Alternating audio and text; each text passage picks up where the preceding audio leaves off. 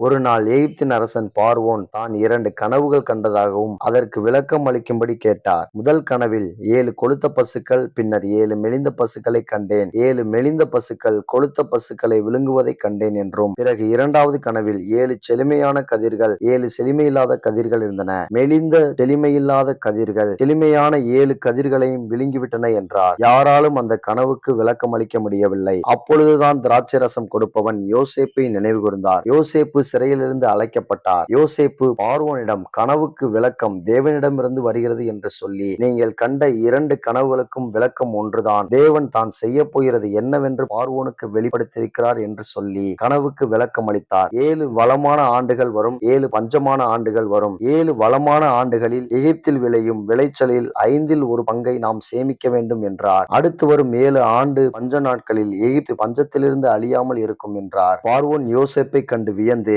எகிப்து நாட்டின் அதிகாரியாக ஆக்கினார்.